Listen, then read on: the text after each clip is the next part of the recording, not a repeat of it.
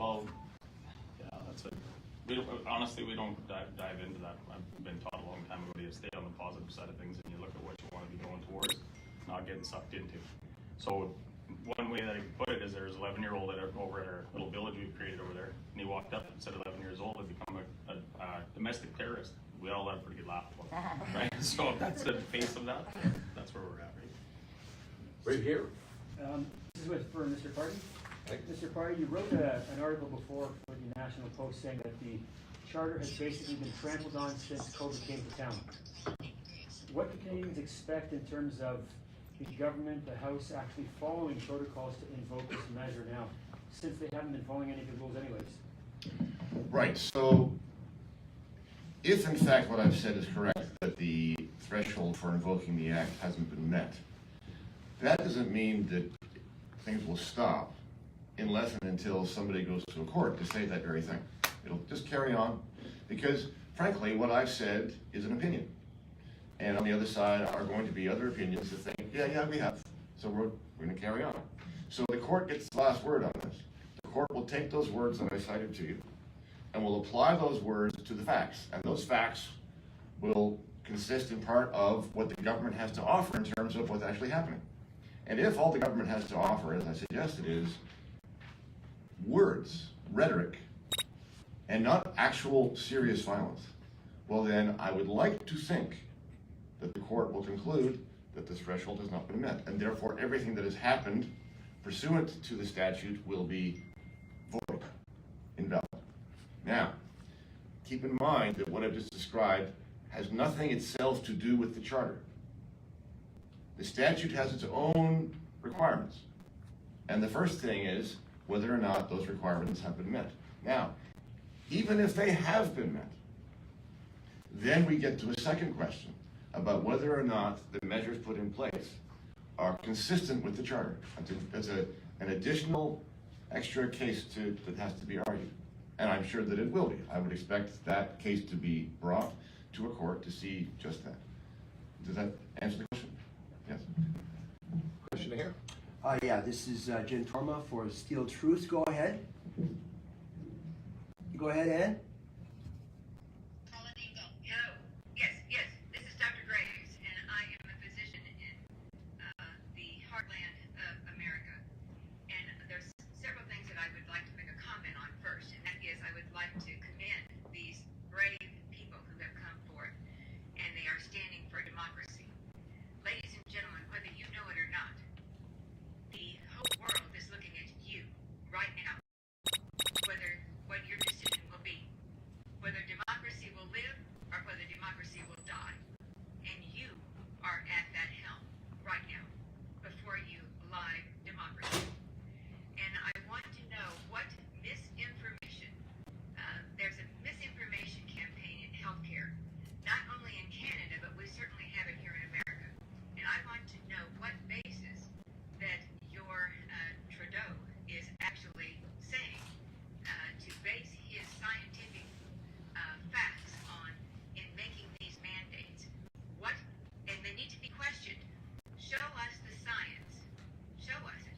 I continually am asked, where is the science in mandating a mask when a coronavirus is 0.125 microns and the masks don't actually filter anything less than 0.3? Where is the science on how this is a microvascular disease? I want to know what is that and what is he basing it on? And I thank you so much for your time.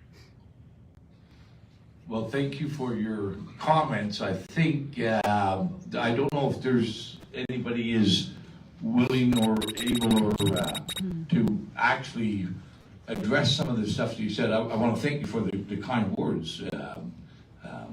But does anybody want to, I think I can just say there has not been any demonstration of the science that anybody is aware of anywhere in the world. The doctor from the Midwestern states. Anybody have any further comments on it? Well, I'll say one thing, Randy. One general point is that people keep saying, follow the science, follow the science. for the longest time, this has not been an issue of science. This has been an issue of setting priorities. Governments that have been making decisions had to take into consideration a number of things, including the science, but also the economy, the health and well-being, the mental health and well-being of the citizenry, a bunch of different factors, democratic concerns, rights-based concerns. And so when Doug Ford or Justin Trudeau or any premier says follow the science and basically abdicates its role to the decisions of non-elected health officials, it's not an issue about not following the science. It's an issue that our leaders have chosen to abdicate their role in setting priorities. I have a question for the lawyer there that was just speaking. I'm an individual, Sean Zimmer from Winnipeg. I have my bank account frozen. I've been bringing funds in to help feed families and keep just rent Airbnbs. So I have no worries. We have many ways to go around that. But the individuals watching who are having bank accounts frozen, that are letting that fear in and are worried, what would you suggest? Do you have any contact information of where they should go and who to speak to on such? I'm just going to try to reiterate the question for everybody that may be watching online. Absolutely. So the question is about your account has been frozen. That's correct. Mine has personally. It's not a concern of myself, but I know others have that are concerned. So And what a advice? response from David Amber regarding those people who may face that. Correct, yeah. So first I'd say I'm very sorry to hear that your Oh, account don't be. It's okay. was It's frozen. I mean, what I've been fortunate to hear is that most of the people who contact me, it's not fortunate that they're contacting me, they're quite upset about it, but I would say 95% of the people that have contacted me, they have not been frozen and they're more concerned about what may happen. Right. So my advice earlier was your concerns are legitimate, but wait until a shoe actually drops before you get worried. In a case like yours, where your account has actually been frozen, I would suggest contacting Civil Litigation Counsel at the earliest opportunity and engaging your bank, because I mean there could be long-term consequences if your relationship with your bank is terminated. And there might be a way of dealing with this at the civil level that's outside of my area of expertise, though. Gotcha. Thank you. Okay, next question over here. Yes. So my question is for Mr. Party. We keep hearing about the science being spoken to, about the science, as opposed to simply science. It seems like there's how can I say, it's going to one end as opposed to being science in general. You wrote an article on this. Could you please speak to that a little bit? Sure. Thank you for the question. So the science is the dogma. Yes, that's what it really means. Science does not work by consensus. I mean, I'm not a scientist. I'm not a doctor. I'm a lawyer, but I know enough about it to know that that's not the scientific method. In order for science to progress and to develop, you need disagreement. That's its fuel. So let's go back to the word that arose a moment ago from this question, which was misinformation. Right? Misinformation. Whenever you hear the word misinformation, that's code for censorship. Right? In a free country, you are allowed to say what you think is true, whether it's actually true or not. The test for free speech is not truth. Because if it was, we would put our government into the position of being the one to judge what was true. And that's exactly the opposite of the way our free country works. Okay? So there's an expectation that has developed that's very dangerous. And the expectation is that the government will make sure that what I hear on the news is correct. And that's actually the opposite of the way it should be. I mean, I would suggest this. I would suggest that when you watch the news or are online reading something, the starting position, the default position, is you should assume that what you're seeing or reading or hearing is false. Because that's the sign of a free country. And then you can work it out for yourself. That's the job of a free citizen. If you're expecting your information to be filtered so there's nothing there but the truth, then you're probably going to get the reverse. Thank you for the question. Thank you. Okay, we're going to go over here. Myself. This is for you, Randy Hillier. We got to the Parliament Hill today, and there is new fencing that has been erected. I asked a couple of police officers if they knew anything about it. They said they arrived at work today and they did not know that the fencing would be up and that the police had not put the fencing up. Any word on why there is new fencing around Parliament and who might have done that? Well, I don't have any facts or evidence, any factual comments on who has put it up or when or why. But I would say, I think the response that I would provide is Trudeau has invoked or declared the state of emergency, but he has not yet gained parliamentary approval or acceptance of his declaration.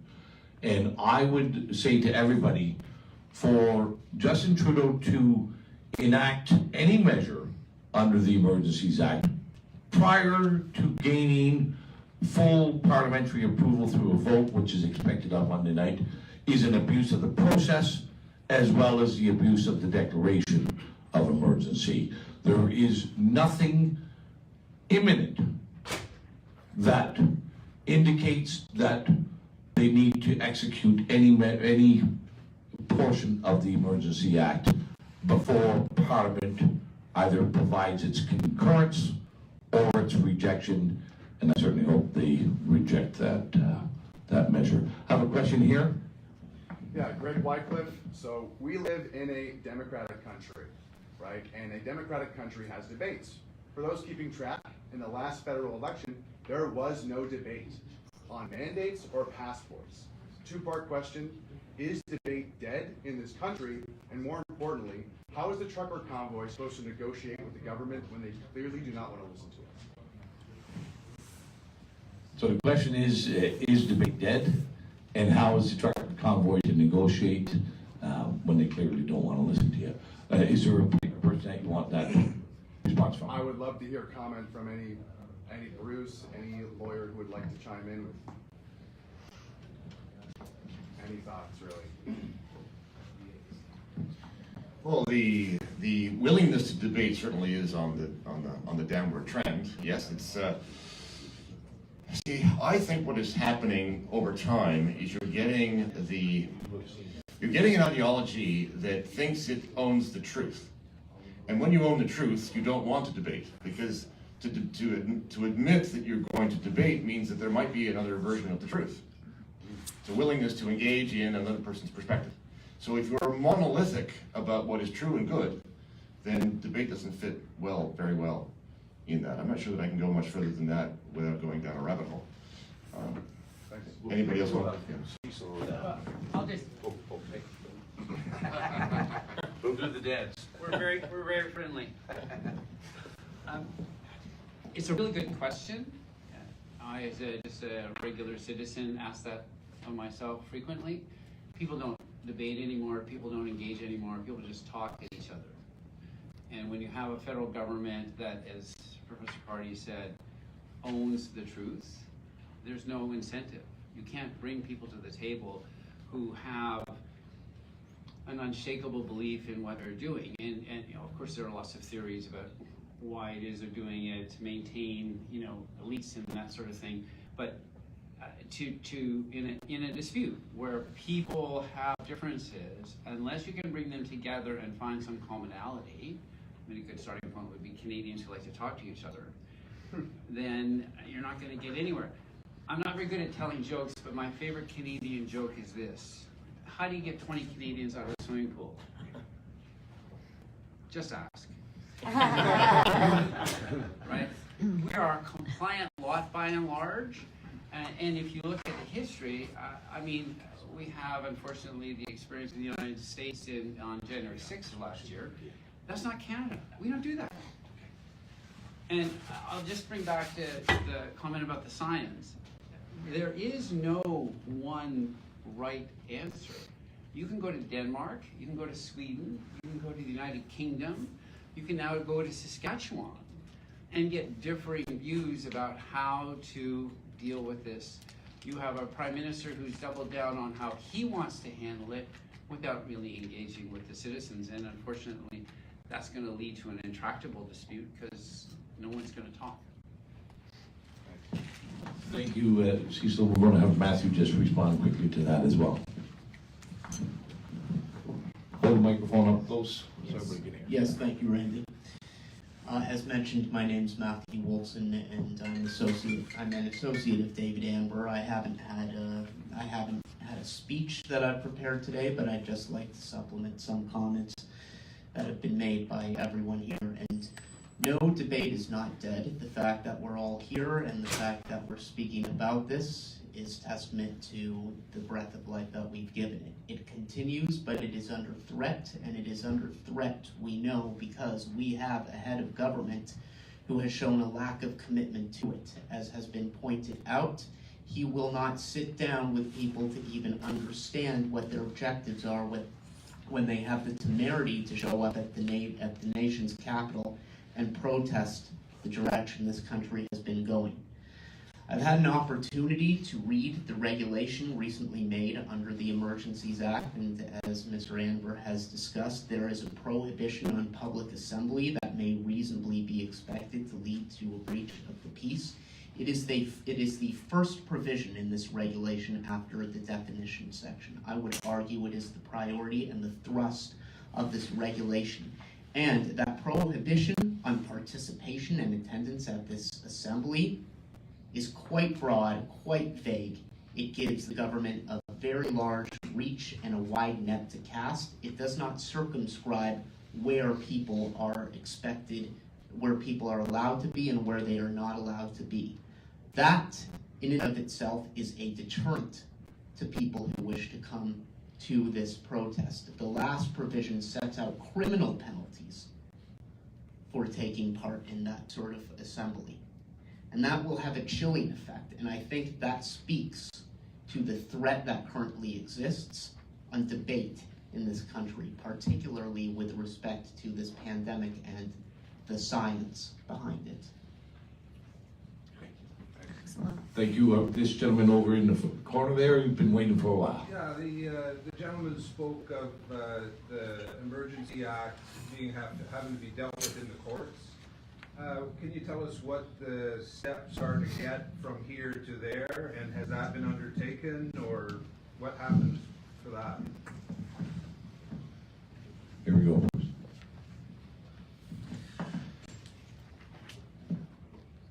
Whether and how far along somebody is with that enterprise, I couldn't tell you, because they would be acting probably on their own. It's not any more complicated than any other kind of challenge to government authority. You need to find a plaintiff or an applicant, you need to find a lawyer, you need to file some papers, and away you go. Now, the difficulty is that to actually get to a final hearing takes some time, and probably too long. So what probably will have to happen in the meantime is you'll have to apply for an injunction. And the threshold for an injunction is quite high. It'll be higher than for the case itself. And that's why there have been several applications for injunctions made through the COVID period to challenge COVID rules, which generally speaking have not been successful because of that higher bar. But that's the kind of thing that would need to happen. So if it doesn't happen, because that sounds pretty difficult. No, not impossible though. I mean, Right. given the circumstances, I would like to think that it's got a pretty good chance. We would all like to hope. Yeah. But if it doesn't, then where does it go? Like, it just, there's no other way to challenge what has happened? Well, if you apply for the injunction is turned down, that doesn't mean you can't proceed to the hearing of the actual case. Just in the meantime, things would carry on as they are. Okay, we do have a few guests that have to leave soon, so I'm going to take two more questions. We'll have one here. Yes, thank you so much. So this question would be for a lawyer, and it's quite a common question out there. My daughters are currently in Australia, and with the mandates now with having to be vaccinated, can Canadian citizens return to Canada legally without being vaccinated? And just another thing, because they are mandating it in Australia as well, that in order for them to board a plane, that they have to be vaccinated. So can I just get your thoughts on that for Canadians and So the question is about vaccinations for Canadian citizens returning exactly, to yeah. Canada. I can answer that. There is no requirement to be vaccinated to return to Canada.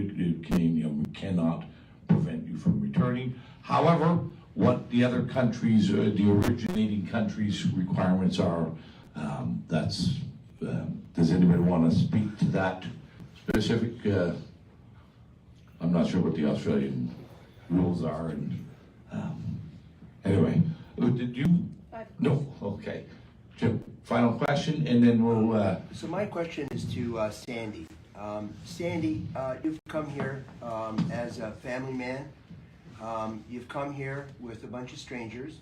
Could you please explain to the audience what has been created and what you're creating in your truck zone, your truck block? What are you guys creating over there? Just explain everything that you told me about big growth, you know, the whole thing. Just explain. I think people need to really hear what's actually happening on the ground. Yeah. Yeah, we spoke about it here last night already. You stopped by it. So yeah, basically what's getting created is a sense of community like you wouldn't believe. The type of community that we had when we were growing up. More grassroots. People had time to talk. They weren't caught up with everything. And it's completely organic. People are all here in the right reasons. Like I said earlier, all the people that are showing up to talk on the street, to just unbelievable. And it starts in the morning and ends late at night. And everybody just coming by and they're sharing stories, right from federal workers to you name it. Every single walk of life that's been affected by this pandemic, or whatever you want to call it. But your pig roast. Oh, pig roast. Yeah, we did a pig roast last night. Yeah, we're in a state of emergency. We spoke burnt the pig. But no, yeah, sense of community, unbelievable. These guys that we've met, everybody that's part of this whole movement will be friends for the rest of our lives. Like, it's just anchored everybody together. But we got asked the question the day one of the girls stopped by, a young gal from close to here. She said, "When are you guys gonna go home?" And not many guys have really give it much thought. We don't really have, that's out of our hands. But something I thought about this morning when I woke up. We got lots of chores to get done at home. We need a home that we'd like to be back at, right? And the message has been very clear since we rolled in here that we just want our freedoms back. And the sooner we can get all that answered, Ottawa, we're gone more gladly. This is a beautiful city, but we got beautiful communities that we all come from, and we're building it. We got beautiful communities here, be everlasting. But yeah, just we just want to have a discussion at the table. It's been so clear from the beginning, and our freedom's back, and we can head her all back. But yeah, thank you for your example and strength. Thank you. Thank you. So listen, thank you everybody for being here today. I want to, many of us will be here to answer further questions. But to sign off, we'll say, come to Ottawa for freedom this weekend. I'll be here, Sandy will be here, and I will say there's great fellowship in freedom will be here in Ottawa. Come down and join, whether it's a pig roast or a pancake breakfast or whatever else, or maybe I hear that there may be some pillow talk in Ottawa this weekend as well. 30,000. Like Linda. And regardless, Justin Trudeau, Jim Watson, the new chief of police, you can all be certain we will be standing with the truckers firmly with our feet planted here and all along. And Live from Ottawa, press conference. Over and out, everyone. God bless. Hold the line.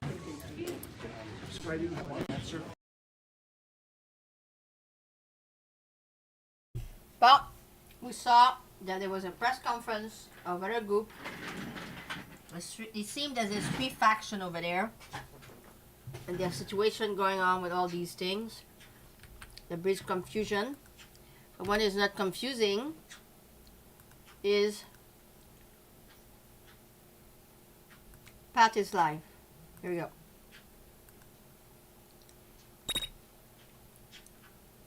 Out there. I'm not going to stand up and watch this happen to everybody. These truck drivers have put their time and effort into this, and I'm not going to let them smear my name in order to bring in the military and attack kids in bouncy castles. I'm not going to let you smear my name because you pay Antifa and openly support blackface. You're the racist, NDP. You always have been. Jagmeet Singh, you are a racist. Sucks to be you guys. That's my rant for this morning. Have a good day, folks. I've been up all night. I think I got about 2 hours sleep. But you know what? It's okay, because I can still go a lot harder and a lot stronger than half of these people out here. I may only have one leg. I may be disabled. But you know what? I don't let that keep me down. I don't let that keep me use it as a crutch. I don't let that say, oh, poor me, I'm disabled. I look past my disabilities and I look through with my heart. And that's it. That's all. And wait, we got some big meetings tomorrow. Big moves are being made. Don't walk away, guys. Stand up. Be counted. That's what I'm doing. NDP government. Shame, shame. Okay. Too many things going on at the same time. It doesn't matter. We'll replay what Pat just said. Finally got his internet back, so we can actually hear what he has to say. So, I'm going to check this. It's not long, about 7 minutes, but it's important. So let's listen to what Pat has to say. It seems like the NDP has pulled up their...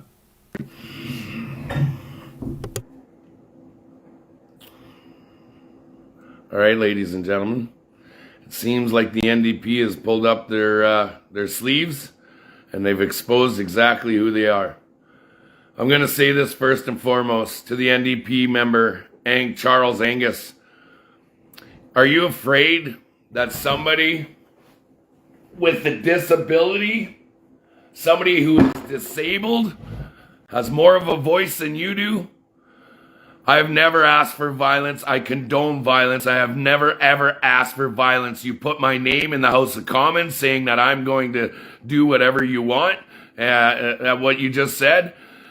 You work for a minister who is a racist, who sits there and condones blackface.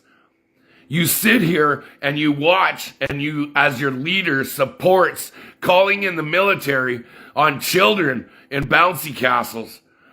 You sit there and stand by a minister who will not stand with his own people, who's actually deemed a terrorist in his own country due to him downplaying the Air India bombing. To the NDP government, you have been caught paying Antifa. We have the documents. You pay Antifa to interfere and attack truth tellers. This is absolute bullshit.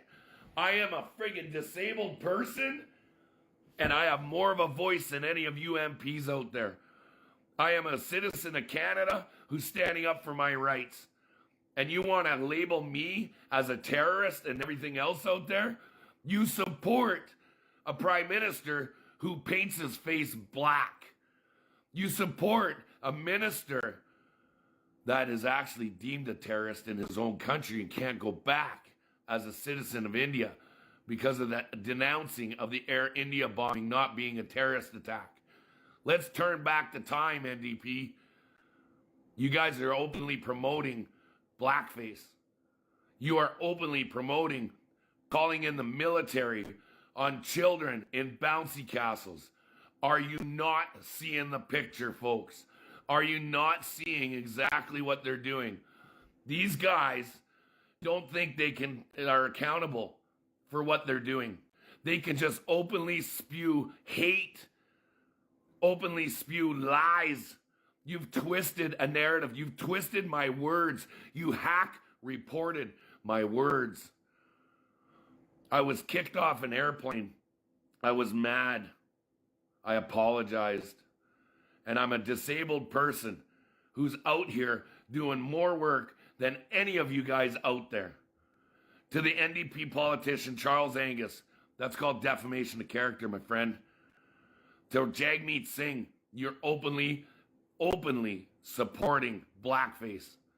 You're openly standing in our hallowed halls of our House of Commons while being deemed a terrorist yourself. Enough.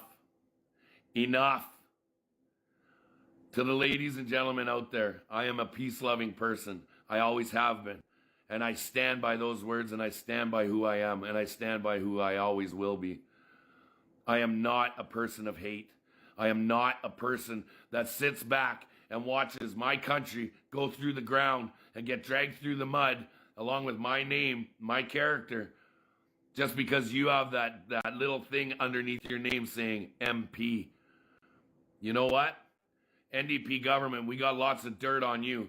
We have yet to come at you guys for what you guys have done. You openly paid Antifa. Trudeau has paid $45 million to Anti-Hate Canada, which is run by Evan Balgord, who is none other than Antifa's #1 leader. Wrong. I am not a hateful person, and everybody knows that. But to the NDP leader that just sat and made my name a household name in the House of Commons, thank you. Because you have just proven to the Canadian people across this country and across this great land that you guys are actually the ones who hate. You are the ones who are racist. And you are the ones who pick on somebody with a frickin' disability. I've had enough with you guys. And I'm not letting you in. You're not going to get away with what you've done. I'm sick and tired of watching the lies being spewed left and right. And the Canada Unity, excuse me, I haven't seen you on the ground chasing police cars and getting chased by 7 friggin' police officers in unmarked cars all around Ottawa all night long while we're on boots on the frickin' ground, seeing what's happening, trying to protect the people that we asked to come and join us. Enough riding my coattails, Canada Unity. Enough trying to use me to make yourself a big name. You know who you are. And don't worry, I'm about to drop the next one, and that is the interview with Fifth Estate. I'm going to drop it right now. I'm going to put it out there. I'm not going to stand up and watch this happen to everybody. These truck drivers have put their time and effort into this, and I'm not going to let them smear my name in order to bring in the military and attack kids in bouncy castles. I'm not going to let you smear my name because you pay Antifa and openly support blackface. You're the racist NDP. You always have been. Jagmeet Singh, you are a racist. Sucks to be you guys. That's my rant for this morning. Have a good day, folks. I've been up all night. I think I got about 2 hours sleep. But you know what? It's okay, because I can still go a lot harder and a lot stronger than half of these people out here. I may only have one leg. I may be disabled. But you know what? I don't let that keep me down. I don't let that keep me use it as a crutch. I don't let that say, oh, poor me, I'm disabled. I look past my disabilities and I look through with my heart. And that's it. That's all. And wait, we got some big meetings tomorrow. Big moves are being made. Don't walk away, guys. Stand up. Be counted. That's what I'm doing. NDP government. Shame, shame, shame.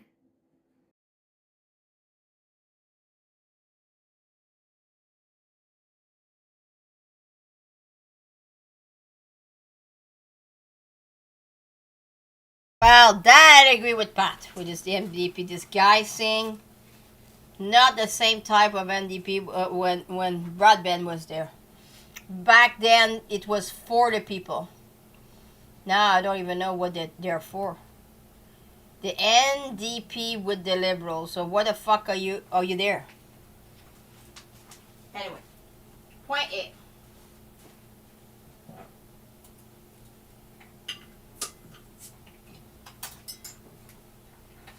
Faut qu'on soit envoyé tout ça. Bonjour tout le monde. Good afternoon, everybody. Sam says hello to everybody. Hey Sam, tu dis bonjour les people. Sam?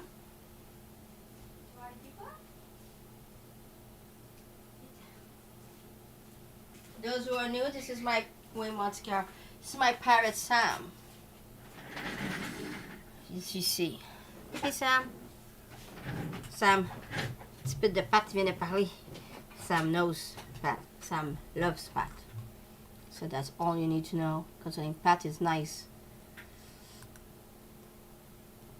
Hey, Sam. Sam knows Pat. Spoke with Pat. Pat was not used to. Is he gonna talk the whole way to the interview? I said, yeah. Oh, really? Okay. When I did his interview, yes, we said, will Sam talk like this all the time? I said, yeah. I said, okay. I'm saying. Okay, for those who have missed this morning, a live stream for 3 hours and a half. Look, they have put all these fences this morning. Something is going down. And it's nothing good. So check. You're gonna see. Pat's gonna ask the guy, the construction guy, why does he have... Look. Here. Pat's gonna talk to the guy here. Hold on. The guy's a fucking rude person. Check.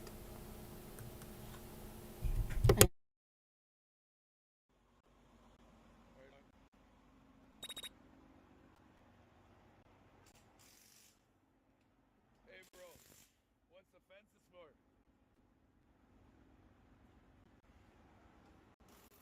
What have they told you the fences are for?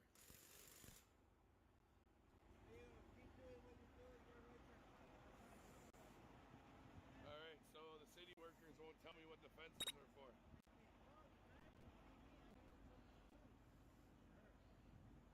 Now guys, I want you all to understand this. My concern is for the man on the ground. My concern has always been to make sure everybody's safe and protected.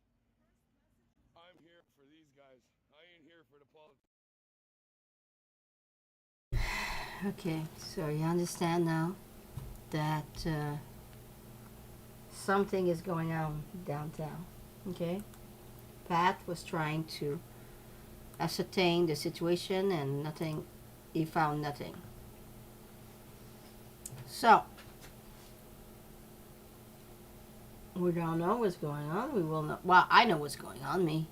They are boxing everybody, and while they will arrive to arrest them, they will have nowhere to run. This is how I see. This is how I see this whole thing. Allô Sylvie, allô Jacinthe. Ouais. Fait que c'est le même que je vois ça, moi, que quand ils vont avoir aller à vouloir les arrêter, ben ils vont tout être encagés. C'est carré, là. Moi, je trouve pas ça drôle pas toute cette histoire-là.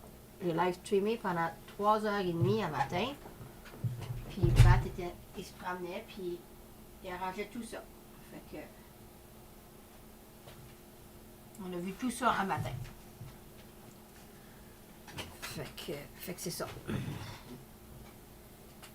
Fait que je vous quitte là-dessus. Avez-vous des questions avant que je vous quitte? Oui, hein, oui, Sam. Alors, si Pat revient, je vais revenir. Je suis posée de revoir mon premier YouTube après-midi. Suivez-moi mon premier YouTube. C'est certain que je parle plus de rien qui va me faire sauter mon premier YouTube. Mais j'ai des CIS à faire que je vais peut-être montrer. J'ai le air show, j'ai des animaux, en tout cas. On va voir on va voir si probablement à quelle heure que je suis posée de revoir mon premier. Mais je peux regarder tout de suite. Donne-moi 30 secondes.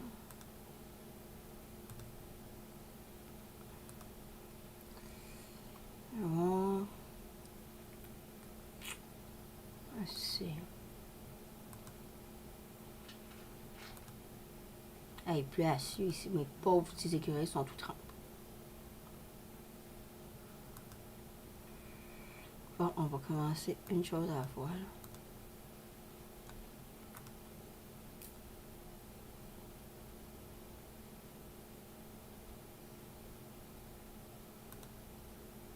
Non. Pas fonctionnel encore. Qu'est-ce qui marque ici? Ah, je ne sais pas pourquoi. Bon, on va rester sur le 3, tout le monde. Là. Regardez dans la description. Assurez-vous que vous êtes inscrits sur les 3. Mon deuxième ne revient pas avant mardi ou mercredi prochain. Là, c'est pas clair l'affaire, là. So make sure you all subscribe to all my 3 YouTube because it's unclear when I'm gonna get back my first one, and the second one won't be until next week. So make sure you're on the 1, 2, 3 so you can follow me when they shut me down. So we can actually 1, 2, 3 so you can you won't miss anything. So I'll see what's available and I'll come back. So let's cut this one out here, and I will look around and see. I see Trudeau is talking. I'm not sure I want to listen to that.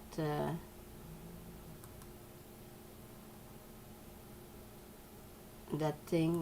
We'll see. Let me check what's going on. I'll come back on the 3rd. Merci.